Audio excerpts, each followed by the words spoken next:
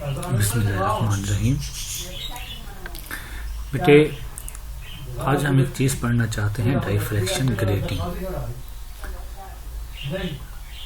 इसके बारे में अगर आप थोड़े आइडियाज बनाना चाहते हैं तो अपने माइंड में प्रिज्म ले आएं। प्रिज्म क्या होता है? जब हम उसके ऊपर कोई वाइट लाइट गिराते हैं तो वो उसे कई वेवलेंथ में डिवाइड कर देता है। हमारे पास एक सीरीज आती है कलर्स की। तो डाइफ्रैक्शन ग्रेटिंग भी कुछ ऐसा ही काम करता है, जस्ट लाइक ए प्रिज्म। ये जो हमें स्पेक्ट्रम देता है, वो जो वेवलेंथ की सीरीज देता है, वो ज्यादा फाइन होती है बनिस्बत प्रिज्म से। अगर आप अच्छा स्पेक्ट्रम चाहते हैं तो आप डाइफ्रैक्शन ग्रेटिंग का इस्तेमाल करेंगे। डाइफ्रैक्शन ग्रेटिंग बेसिकली ग्लास की एक प्लेट है जिसके ऊपर लार्ज नंबर ऑफ पैरेलल, बहुत ही करीब करीब एक ही फासले पे मशीन के जरिए लाइनें लगाई होती हैं। उन लाइनों के दरमियान जो ट्रांसपेरेंट स्पेस होता है, जो गैप होता है ट्रांसपेरेंट, वो काम करता है एज ए स्लिट, यानी कि वो रास्ता है जहां से लाइट गुजर सकती है। एक आम डाइफ्रैक्शन ग्रेटिंग में 400 से 5000 लाइनें 1 सेंटीमीटर पे हो सकती हैं। तो मतलब आप देखें कितनी बारीक लाइनें ये लगाई गई हैं। दो लाइनों के दरमियान जो फासला है उसे हम नाम देते हैं grating element. Distance between two adjacent slit, दो लाइनें दे लो या दो स्लिट ले लो, उनके दरमियान जो फासला है बेसिकली ग्रेटिंग एलिमेंट है। और ग्रेटिंग एलिमेंट को मेजर करने का तरीका होता है length per unit total lines. अगर हम लेंथ को टोटल नंबर ऑफ लाइंस पे डिवाइड कर दें तो हम उसको ग्रेटिंग एलिमेंट कहते हैं, जो दो स्लिट्स के दरमियान फासला होता है। अगर हम पर मीटर लें तो जाहिर बात है जो एल है वो हम 1 पुट कर देंगे तो वो बन जाएगा नंबर ऑफ लाइंस पर मीटर। तो वो बहुत सारे न्यूमेरिकल्स में हम ये भी यूज करेंगे और इसे भी हम यूज कर सकते होते हैं।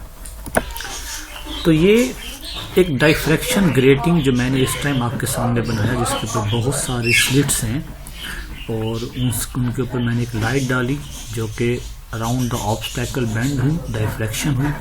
आगे ये लेंस पड़ा हुआ है जहां से हम देखना चाहते हैं कि हमारे पास जो स्क्रीन पे रिजल्ट आएगा वो किस फॉर्म का आएगा। सेम ऐसी डायग्राम बेटे हम पहले भी डिस्कस कर चुके हैं, जो कि हमारे पास टॉपिक था डाइफ्रैक्शन थ्रू नैरो स्लिट वाला।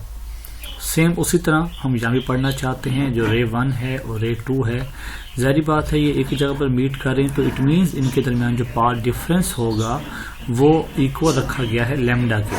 और अगर हम इसे λ/2 कहते हैं तो हम फिर ये कहते होते हैं कि हमें जो मिलती है वो डिस्ट्रक्टिव इंटरफेरेंस मिलती है, तो यहाँ पर हमें कंस्ट्रक्टिव इंटरफेरेंस मिलेगी क्योंकि हमने डिफरेंस लैम्डा का रख लिया। अगर हम λ/2 का रखते तो हमें डिस्ट्रक्टिव मिलती।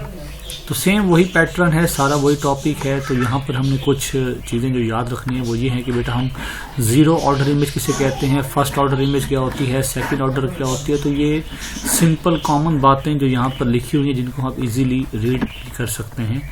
जो हमारे पास अगर पहली जो इमेज आई है वो ब्राइट है तो हम जो एंगल है वो तब तक बढ़ाते रहेंगे जब तक हमारे पास सेकंड ब्राइट नहीं आती। जब हमारे पास सेकंड ब्राइट आएगी तो अगर हमारा पहला ब्राइट 0 ऑर्डर है तो हमारा जो दूसरा ब्राइट है वो फर्स्ट ऑर्डर होगा। तो ऐसे जो तीसरा ब्राइट होगा वो हमारे पास सेकंड ऑर्डर होगा। तो इस तरह हम आगे चलते जाएंगे। तो अगर हम यहाँ पर व्हाइट लाइट यूज करते, व्हाइट लाइट की डिफ्रैक्शन देखते तो फिर हमारे पास स्क्रीन पे बहुत सारे कलर्स आते, जो कि आपने अक्सर जो देखा होगा, जो हमारे पास डिस्क होती है और डिस्क के ऊपर जब व्हाइट लाइट गिरती है तो हमें उसके ऊपर बहुत सारे जो है वो कलर्स दिखाई देते हैं, कलर्ड फॉर्म दिखाई देते हैं। वो बेसिकली डाइफ्रैक्शन ही है। और जो रोलिंग्स हैं उसके ऊपर, जो तहरीर है जिसके ऊपर जो लाइनें हैं उनके दरमियान जो फासला है वो 0.5 माइक्रोमीटर का होता है।